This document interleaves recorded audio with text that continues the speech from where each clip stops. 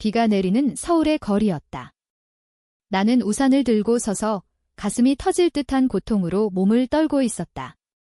유라 씨, 왜 그래? 집에 가자 남편의 목소리가 뒤에서 들려왔지만 나는 대답할 수 없었다. 내 시선은 오직 그 한 사람에게 고정되어 있었다. 유림. 그녀의 젖은 머리카락이 뺨을 타고 흘러내리는 물방울처럼 내 마음을 적시고 있었다. 그 순간 나는 모든 것을 버리고 그녀에게 달려가고 싶었다. 하지만 내 손에는 결혼 반지가, 등 뒤에는 5살 된 아들의 작은 손이 잡혀 있었다. 이 비는 하늘의 눈물이 아니라 내 인생의 시작을 알리는 신호였다. 나는 유라였다. 35살, 평범한 주부. 서울의 한강변 아파트에서 남편 민준과 아들 하준과 함께 살았다. 민준은 IT 회사 중간 관리자였다. 매일 아침 7시에 출근하고 밤 10시에 돌아오는 그의 일상은 안정적이었다. 나도 예전에는 그래픽 디자이너로 일했지만 하준이 태어난 후 집에 머물렀다. 한국 사회에서 좋은 엄마가 되어야 한다는 압박이 컸으니까. 주말에는 가족 사진을 찍고 인스타그램에 올리며 행복한 가정을 과시했다. 하지만 그 안에서 나는 숨이 막혔다. 왜냐하면 내 마음속에 숨겨진 무언가가 매일 밤 나를 괴롭혔기 때문이다. 어린 시절부터 나는 남자아이들과 어울리며 자랐다.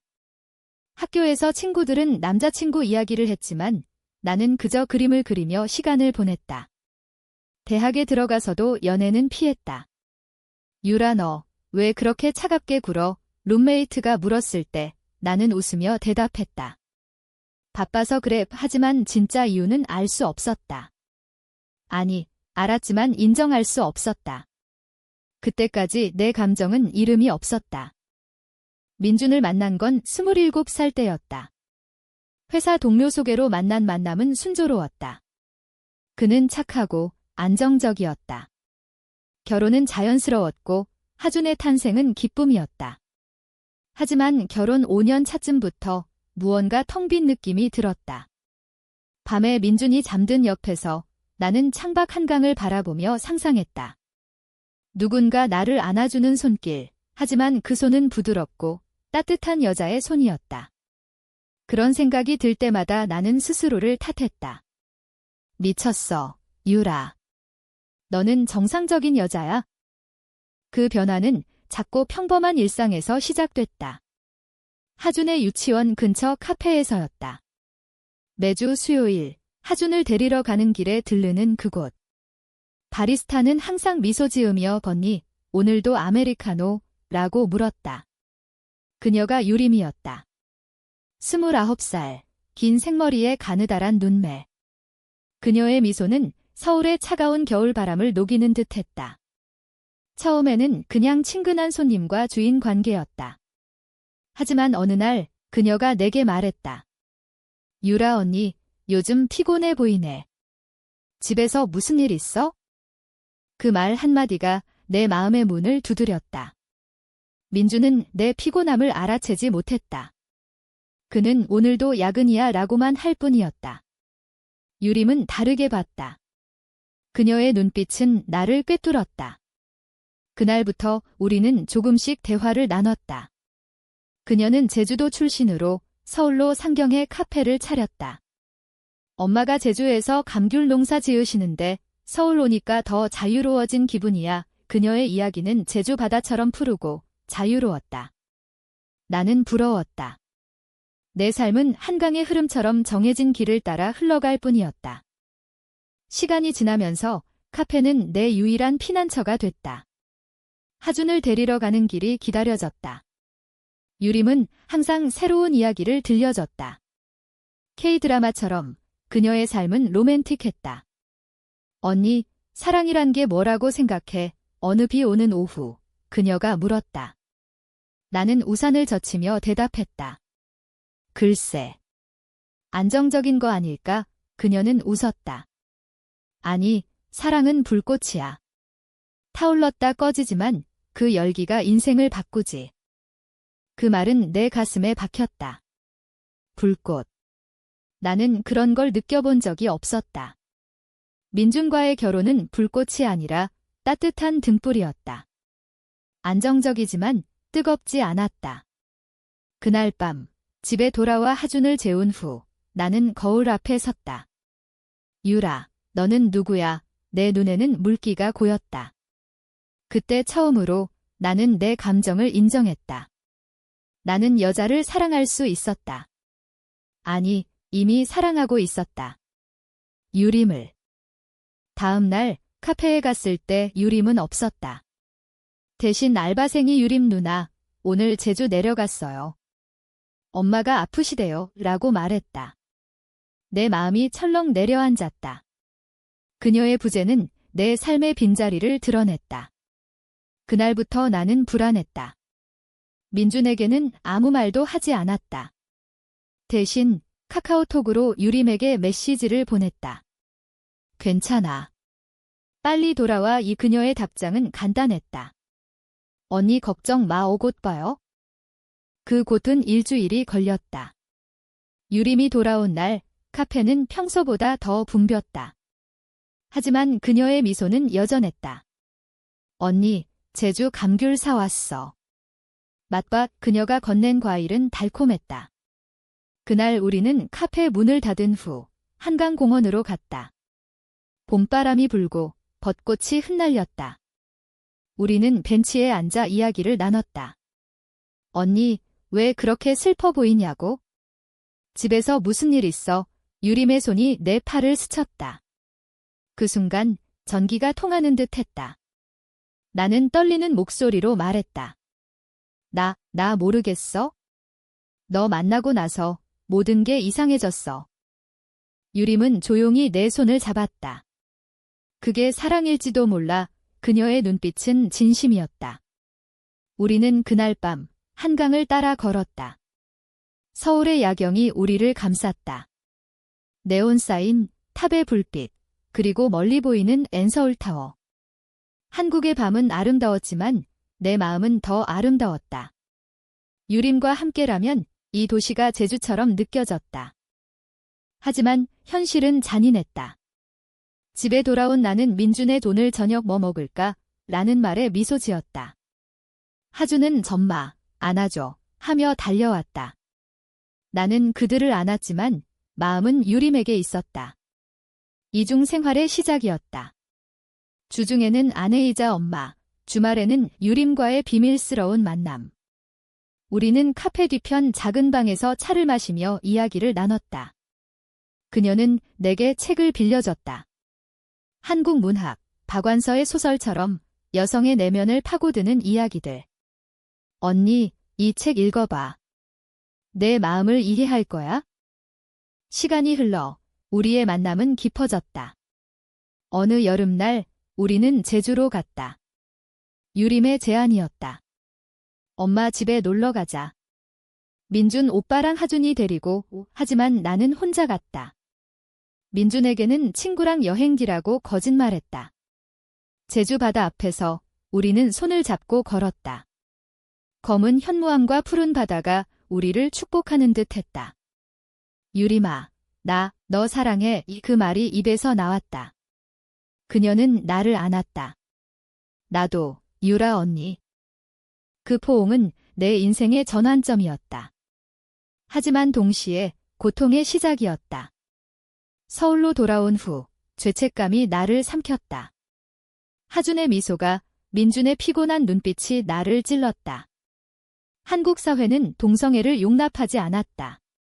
뉴스에서 LGBT 권익에 대한 논란이 불거질 때마다 나는 TV를 껐다. 이건 나랑 상관없어 라고 속으로 중얼거렸다. 하지만 이제는 달랐다. 나는 그 일부였다. 가을이 왔다. 단풍이 물든 남산에서 우리는 다시 만났다. 유림이 말했다. 언니, 우리 이렇게 살 수 있을까? 내 가족은, 나는 울었다. 모르겠어. 하지만 너 없이 못 살아. 그날 우리는 키스했다. 부드럽고 따뜻한 키스. 그것은 로맨틱 코미디가 아니라 드라마틱한 멜로의 한 장면이었다. 서울의 바람이 우리를 감쌌다. 겨울이 다가왔다. 서울의 눈은 아름다웠지만 내 마음은 얼어붙었다. 유림과의 사랑은 불꽃처럼 타오르고 있었지만 그 열기는 내 가정을 태우기 시작했다. 민주는 이상을 느꼈다. 유라야, 요즘 왜 그래? 나한테 말해봐이. 그의 눈에는 상처가 서렸다. 나는 아무것도 아니야. 피곤해서 라고 대답했다. 하지만 거짓말은 점점 무거워졌다. 하준의 생일이 다가왔다. 6살이 된 아들은 엄마, 케이크 사 먹고 싶어 라고 조르며 웃었다. 나는 미소 지었지만 마음은 유림에게 날아갔다. 생일 파티를 준비하며 나는 카페에 들렀다. 유림은 언니, 축하해. 하준이 사진 보여줘. 그녀의 미소는 따뜻했다. 우리는 작은 선물을 주고받았다. 그녀가 준 목걸이는 은은한 빛을 뿜었다. 이건 우리 비밀 상징이야. 그녀가 속삭였다. 생일 당일 가족 모임은 완벽했다. 민준의 부모님도 오셨다. 시어머니는 유라 너 요즘 날씬해졌네. 건강 챙겨라고 말씀하셨다. 한국의 가족 모임은 항상 그런 식이었다. 음식, 웃음, 그리고 숨겨진 긴장.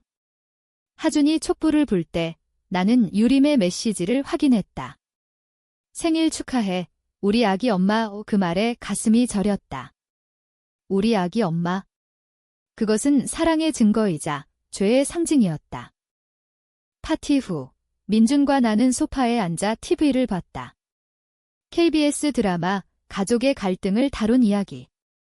여주인공이 불륜을 저지르고 후회하는 장면이었다. 민준이 말했다. 인생은 드라마 같지 않아? 하지만 우리는 다르잖아. 그의 손이 내 어깨를 감쌌다. 나는 고개를 끄덕였지만 눈물이 고였다. 미안해, 민준아. 그 겨울, 유림과 나는 더 깊은 대화를 나눴다. 그녀의 카페는 크리스마스 장식으로 빛났다. 우리는 핫초코를 마시며 미래를 이야기했다. 언니, 이혼하자. 나랑 같이 살아. 이유림의 말은 단호했다. 제주도에서 자란 그녀는 자유로웠다. 하지만 나는 두려웠다. 하준이 생각하면. 그리고 한국에서 레즈비언 커플. 사회가 용납할까? 유림은 내 손을 잡았다.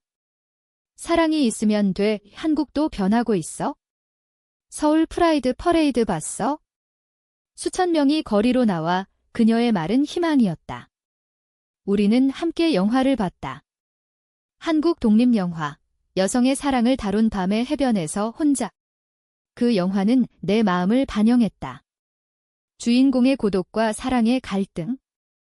영화관을 나오며 나는 유림에게 말했다. 너 덕분에 살아있는 기분이야? 하지만 갈등은 쌓여갔다. 민준의 출장은 잦아졌고 나는 그 틈을 타 유림을 만났다. 우리는 홍대 거리를 걸었다. 스트리트 아트와 카페, 젊은이들의 웃음소리. 그곳은 서울의 자유로운 면이었다. 유림이 아이스크림을 사주며 말했다. 언니, 우리 사진 찍자. 셀카 속 우리는 행복해 보였다. 하지만 그 사진은 내 폰에 숨겨졌다. 비밀의 앨범. 설날이 왔다. 민준의 가족과 함께하는 명절. 전을 부치고 떡국을 먹으며 우리는 가족을 연기했다. 시아버지는 민준아, 올해도 승진인가? 라고 물었고 민준은 웃었다. 나는 부엌에서 홀로 서서 창밖을 봤다. 눈 내리는 서울거리. 유림에게서 온 메시지, 명절 잘 보내. 사랑해. 나는 답했다. 너도. 빨리 봐. 명절 후 나는 결심했다. 민준에게 솔직히 말해야 했다. 하지만 그날 하준이 아팠다. 유치원에서 열이 나서 돌아온 아들. 나는 병원에 데려갔다. 의사는 스트레스 때문일 수 있어요. 엄마도 조심하세요. 라고 했다. 그 말은 칼날 같았다. 내 스트레스가 하준에게 전해진 걸까? 밤에 하준을 안고 재우며 나는 울었다. 미안해, 엄마가 잘못했어. 유림에게 전화했다. 유림아, 나 못해 가족을 지켜야 해. 그녀의 목소리는 떨렸다. 언니, 그건 내 인생이 아니야. 사랑을 포기할 거야. 우리는 통화로 다퉜다. 처음으로. 너는 알기나 해. 한국에서 이혼한 여자가 어떻게 살아? 게다가 레즈비언이라고. 내 목소리가 높아졌다. 유림은 조용히 말했다. 미안해. 내가 이기적이었어. 하지만 언니, 행복해져. 그 통화 후, 우리는 일주일 동안 연락하지 않았다. 카페에도 가지 않았다. 내 삶은 다시 일상으로 돌아갔다. 민준과 데이트를 했다. 강남의 레스토랑에서 스테이크를 먹으며 우리는 웃었다. 유라야, 우리 여행 갈까? 제주로. 민준의 제안에 나는 고개를 끄덕였다. 하지만 제주를 생각하면 유림의 얼굴이 떠올랐다. 봄이 다시 왔다. 벚꽃 시즌. 나는 홀로 한강공원에 갔다. 꽃잎이 흩날리는 그곳에서 유림을 만났다. 우연이었다. 아니, 운명. 그녀는 달려와 나를 안았다. 언니, 보고 싶었어. 우리는 울었다. 미안해. 나 무서웠어. 내가 말했다. 그녀는 이제 같이 이겨내자. 라고 답했다. 그날부터 우리의 사랑은 더 단단해졌다. 우리는 상담소를 찾았다. 서울의 LGBT 지원센터. 그곳에서 나는 비슷한 처지의 여성들을 만났다. 결혼했지만 사랑을 깨달았어요. 그들의 이야기는 내 거울이었다. 상담사는 자신을 사랑하는 게 첫걸음이에요. 라고 했다. 한국 사회는 여전히 보수적이었지만 작은 변화가 보였다. 2020년대 들어 동성 결혼 논의가 시작됐으니까. 여름, 우리는 작은 여행을 갔다. 강원도 속초. 바다 앞 펜션에서 우리는 이야기를 나눴다. 유림의 과거. 그녀는 고등학교 때 첫사랑을 잃었다. 여자친구가 가족의 반대로 떠난 후 그때부터 혼자였어. 언니 만나서야 다시 살았어. 그녀의 눈물에 나는 안겼다. 나도 그래? 하지만 집으로 돌아온 후 민준의 눈빛이 달라졌다. 그는 내 폰을 봤다. 유림과의 메시지. 이게 뭐야, 유라. 그의 목소리는 차가웠다. 나는 무너졌다. 미안해. 나 사랑하는 사람이 생겼어. 여자야. 그 순간 집은 지옥이 됐다. 민주는 소리쳤다. 너 미쳤어.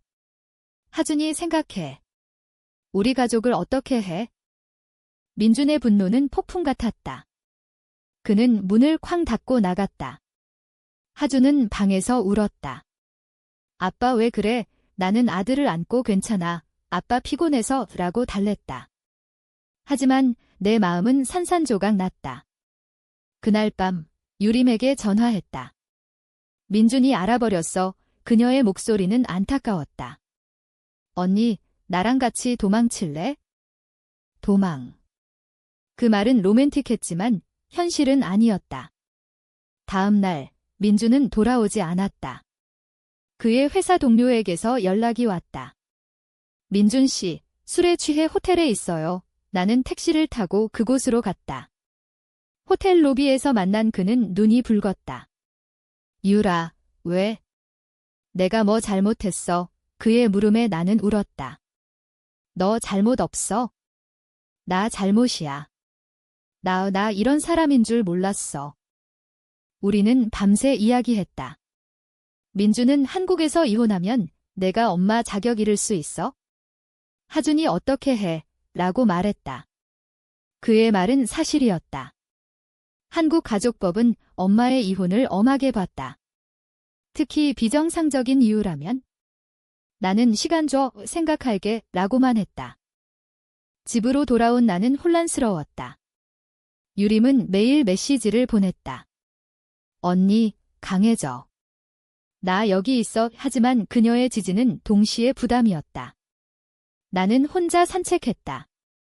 인사동 거리, 전통 찻집에서 차를 마시며 생각했다. 한국의 전통은 가족을 중시했다. 유교의 영향으로 이혼은 낙인이었다. 게다가 LGBT 뉴스에서조차 논쟁거리였다. 하준의 유치원 선생님이 전화했다. 유라 씨, 하준이가 요즘 말수가 적어요. 집에 문제 있나요? 나는 잔이에요. 라고 했지만 죄책감이 밀려왔다. 아들은 내 갈등을 느꼈을 터 그날 나는 유림의 카페를 피했다. 대신 한강 다리 위에 섰다. 바람이 세게 불었다. 뛰어내릴까? 그런 생각이 스쳤다. 하지만 하준의 얼굴이 떠올라 멈췄다. 민주는 변호사를 불렀다. 이혼 소송 걸 거야. 하준 양육권은 내가 가져. 그의 말은 차가웠다. 나는 충격받았다. 민준아, 왜 그래? 우리는 친구로라도. 그는 웃었다. 친구. 너 때문에 내 인생 망쳤어. 그 순간 분노가 치밀었다. 너도 알잖아. 우리 결혼은 사랑이 아니었어. 그냥 안정이었어. 소송 준비 중 나는 유림과 멀어졌다. 그녀는 기다리게라고 했지만 나는 먼저 가족 정리할게라고 답했다. 홀로 상담소를 찾았다. 그곳에서 만난 여성, 은희 씨, 그녀는 10년 전 비슷한 상황이었다. 이혼 후 아이와 같이 살아. 이제 행복해. 그녀의 이야기는 희망이었다. 사회는 변해. 프라이드에서 봤듯이. 여름 끝 재판이 시작됐다. 법정은 차가웠다. 판사는 양육권은 아이의 안정을 최우선으로 라고 했다. 민준 측 증언은 날카로웠다. 아내는 정신적으로 불안정해요. 나는 반박했다. 저는 하준을 사랑해요. 이혼 이유는? 제 성적 지향 때문입니다. 법정에 침묵이 흘렀다. 판사는 눈살을 찌푸렸다.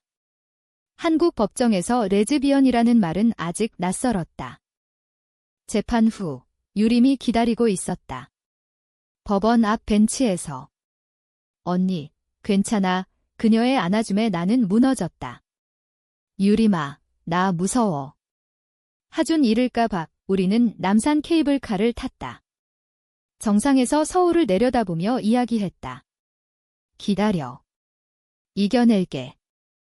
하지만 재판은 길어졌다. 민준의 가족이 압박했다. 시어머니는 유라 너 정신 차려. 하준이 불쌍해 라고 전화했다. 나는 울며 끊었다. 그 압박 속에서 유림과의 사랑이 흔들렸다. 어느 날 그녀가 말했다. 언니, 나 피곤해. 이렇게 숨기며 사는 것, 그것은 첫 갈등이었다.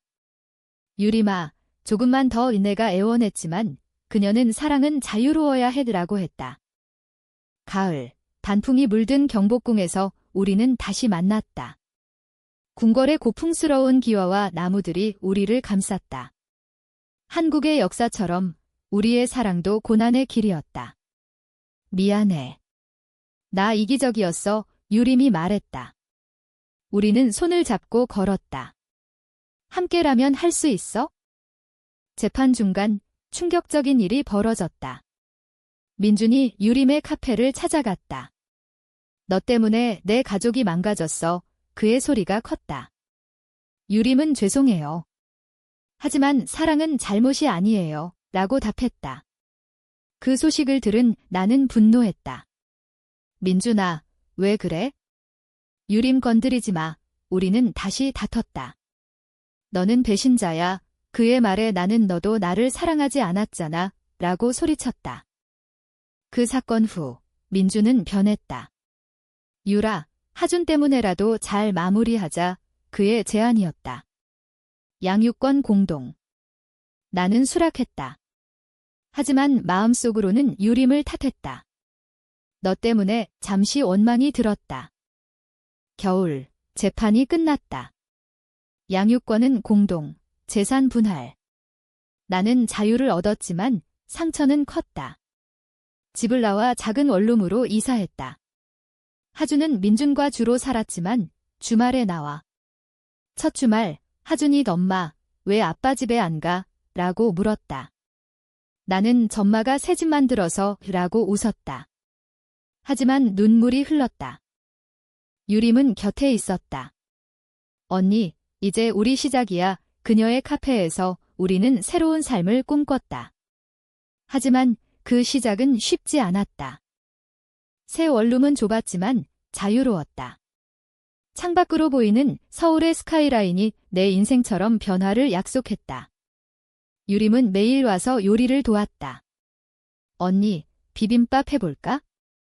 제주 스타일로 그녀의 손놀림은 부드러웠다. 우리는 함께 웃었다. 케이팝이 흘러나오는 라디오를 켜고 BTS의 노래를 따라 불렀다.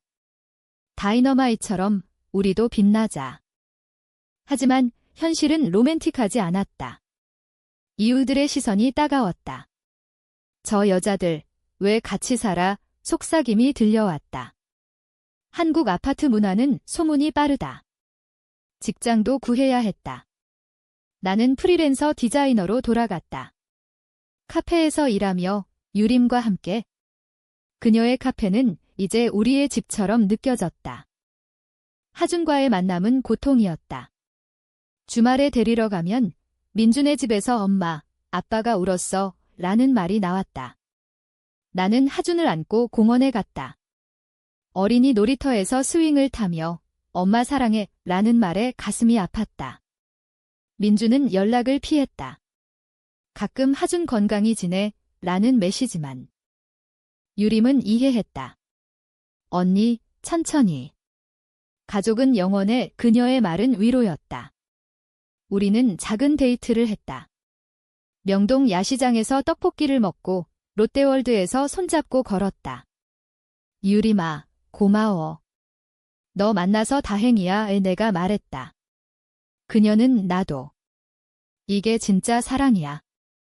하지만 갈등이 다시 왔다. 유림의 과거 연인이 나타났다. 제주에서 온 여자, 지은. 유림아, 나 아직도 사랑해. 그녀의 방문에 유림은 당황했다. 지은아, 이제 끝났어. 하지만 그 사건은 나를 불안하게 만들었다. 유림아, 나 믿어. 만약 나한테도 그런 사람이 얘네가 물었다. 그녀는 언니, 너만 사랑해 이라고 안심시켰다. 민준의 생일이 다가왔다. 나는 선물을 보냈다. 시계. 잘 지내? 라는 카드와 함께. 그의 답장은 없었다. 대신 하준을 통해 아빠가 엄마 보고 싶대 라는 말이 왔다. 나는 혼란스러웠다. 아직 사랑하나? 봄, 프라이드 퍼레이드가 열렸다. 우리는 참가했다. 서울 도심, 무지개 깃발이 펄럭이는 거리. 수천 명의 목소리. 사랑은 평등해. 유림과 손을 잡고 행진했다. 처음으로 공개적으로. 그 느낌은 해방이었다. 언니, 봐, 우리는 혼자가 아니야. 이유림의 미소에 나는 울었다. 하지만 집으로 돌아온 후, 충격. 민준이 기다리고 있었다. 유라, 프라이드 갔어? 하준이 데리고 그의 눈은 분노로 타오르고 있었다. 너 때문에 하준이 이상해져. 학교에서 엄마가 끼이하라고 해. 나는 무너졌다. 민준아, 그는 하준 양육권 완전 내가 가져. 너는 포기해. 라고 선언했다. 그날 밤, 나는 유림에게 소리쳤다. 너 때문에. 이 모든 게 그녀는 충격받았다. 언니, 그게 나 때문이야? 사랑이 잘못이야. 우리는 다퉜다. 처음으로 폭발했다. 너는 자유로워. 하지만 나는 엄마야. 내가 울부짖었다. 유림은 문을 나섰다. 생각해봐, 언니. 홀로 남은 나는 절망했다. 하준의 사진을 보며 울었다. 민준의 소송이 시작됐다. 이번엔 양육권 독점. 증언자들은 유라 씨는 불안정해요 라고 했다. 나는 법정에서 하준을 사랑해요. 제 사랑은 그걸 해치지 않아요 라고 외쳤다. 하지만 판사는 아이의 안정을 우선했다. 재판 중 유림이 돌아왔다. 미안해. 나 떠날 뻔했어. 하지만 사랑은 포기 못해. 그녀의 포옹에 나는 무너졌다. 유림아, 같이 싸우자. 우리는 변호사를 함께 만났다. LGBT 단체의 도움으로 증언을 모았다. 동성 부모도 좋은 부모예요. 여름, 결정이 났다. 공동 양육 유지. 하지만 조건, 내가 안정된 생활 증명. 나는 안도의 한숨을 쉬었다. 민주는 하준 위해 잘해 그라고 했다. 처음으로 대화가 부드러웠다. 하지만 유림과의 관계는 상처받았다. 언니, 우리 결혼할까? 법적으로는 안 되지만 서약식 후 그녀의 제안에 나는 좋아해라고 했다. 가을, 우리는 작은 교회에서 서약했다. 친구들만 초대. 영원히 함께. 그 순간은 로맨틱했다. 서약식 후 우리의 삶은 안정됐다. 나는 풀타임 디자이너로 일했다. 유림의 카페는 확장됐다. 제주 감귤 디저트가 인기였다. 하준은 적응했다. 엄마 친구 유림 이모 예뻐라고 말하며 웃었다. 민준과 나는 공동 양육으로 평화로웠다. 가끔 가족 모임도 했다. 하준이 위해 그는 말했다. 하지만 완벽한 행복은 없었다. 사회의 시선은 여전했다. 직장에서 유라 씨, 그 루머, 나는 소문. 나는 제3이에요 라고 대답했다. 유림은 언니, 강해. 우리는 모델이야 라고 격려했다. 겨울, 하준의 크리스마스 파티. 민준과 함께 갔다. 유림은 멀리서 지켜봤다. 파티 후, 우리는 함께 집으로. 유림 이모, 같이 놀자. 하준의 말에 유림은 눈물을 글썽였다. 그날, 우리는 가족처럼 느껴졌다. 시간이 흘러 변화가 왔다. 2025년 한국에서 동성 파트너십 법안이 통과됐다. 뉴스에서 평등의 시작이라고 보도됐다. 우리는 환호했다. 언니, 이제 진짜 결혼하자. 유림이 말했다. 하지만 비극이 스쳤다. 유림의 엄마가 돌아가셨다. 제주 장례식장에서 우리는 함께 울었다. 엄마, 유라 언니가 제 인생이에요. 유림의 말에 장모님은 미소 지으셨다. 행복해라. 이 제주 바다는 우리를 위로했다. 서울로 돌아온 후 우리는 더 강해졌다. 나는 책을 썼다. 숨겨진 사랑이라는 제목으로 내 이야기.